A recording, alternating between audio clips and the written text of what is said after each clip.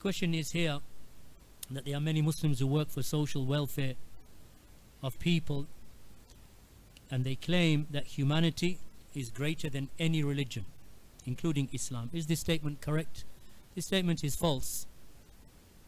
Humanity and being, having these huququl insaniya, as they refer to in Arabic, these rights that you have for other members of humanity, then that is from Islam, whether that is a Muslim or a non-Muslim, such as the good treatment of neighbors and the good treatment of the local community, which is considered your neighborhood, the good treatment of orphans, the poor.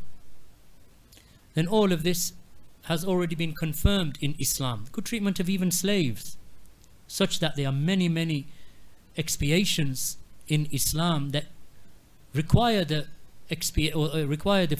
freeing of slaves. For example, like dhihar, which is a statement that a man would make to his wife that it is not permissible to make, and that is like, for example, saying to your wife, "You're like my mother," or "You're like the back of my mother," or "I consider you like my sister."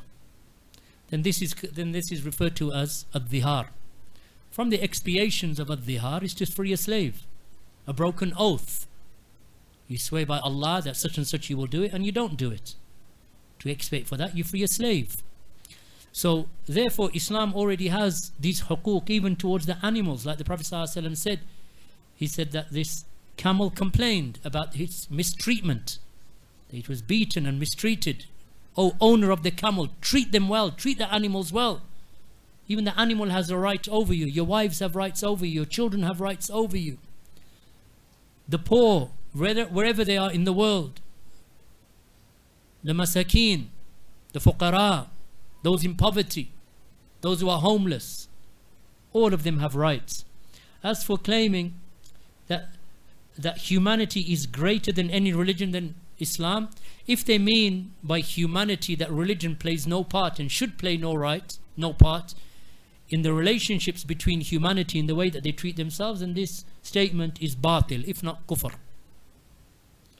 Because the whole of human relations, marriage, divorce, children, birth, death, janazah, zakat, which is, as the Prophet ﷺ said to Mu'adh ibn Jabal, that you take from the rich and you give to the poor, from the wealth of the people.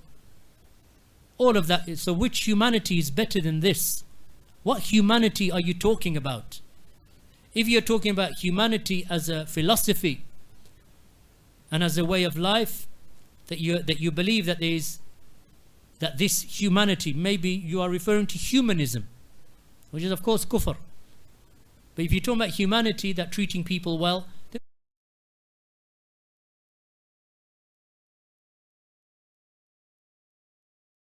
then all of that is in Islam. Rather, whatever you can bring from your mind, it will not be better than what is already in the Quran and Sunnah. Because you're a human being that is weak and forgetful. You don't even know who your neighbors are. Islam defines your neighborhood. You don't know what a poor person is. Islam defines what a poor person is. You don't even know what a yatim is. For how long is a child yatim? What is a yatim? What is an orphan? You're going to have to invent that from your mind. So Islam will teach you that. So what humanity do you know? What good treatment that you know that that is better than Islam? That Islam doesn't have already and has it better covered than what your small mind does and what your charity organization does. This is all influence from non-Islamic societies. Well, the West in reality. Because even when you talk about communism and you think of China,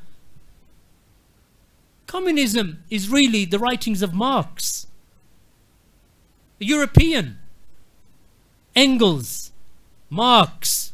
These are socialist European ideas. Where's the grave of Karl Marx? It's in London, not in Moscow. When you think about these ideologies that come, it doesn't obviously mean that there are no false ideologies from the East. Of course there are. Look at the false religions of the East, such as Buddhism, Hinduism. I was going to say Sikhism, but Sikhism is not a religion. It is a cult, folk religion. It's not really a religion. But so when you look at, the falsehood around the world, and then you want to add to that well, we have define to me humanity. Define it. Show me your book. Show me the constitution of humanity. What is humanity? It's subjective. And this is the issue that we mentioned earlier. You know, this is all linked in and tied into these Western liberal values. So, you know, when a black child is starving to death in Africa every day because of the tariffs and the debt burden that you place upon the African nations, Europe does. And then you put barriers from imports from Africa into Europe. And you put embargoes upon them. Right? And then you say, well, this is because of the African corruption and so on and so forth. This is the legacy of colonialism. This is the legacy of your mistreatment of others, and then you claim humanity. So you bomb and destroy nations. You know, they bombed Iraq into the Middle Ages, practically. And same with Afghanistan. And then you're going to talk to me about humanity? Where are you getting this humanity from? Like the Prophet ﷺ mentioned in a hadith collected by Imām al-Bukhari, Kitab al-Jihad, chapter of Jihad. The Prophet ﷺ said that there was a Nabi who came before us, a prophet who came before us, meaning to Ahlul Kitab. And he came out one day with his army, and an ant bit him on his leg.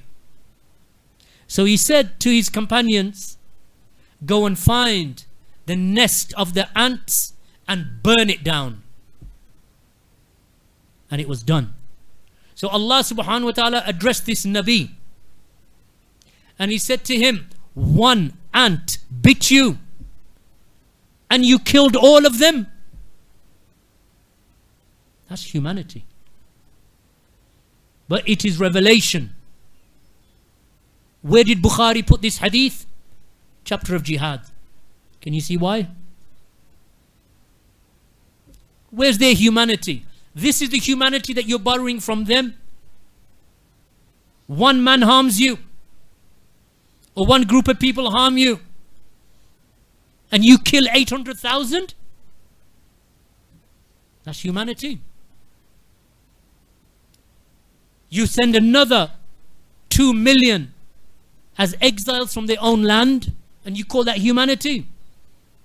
This is the model that you want to follow. And you think that is better than Islam?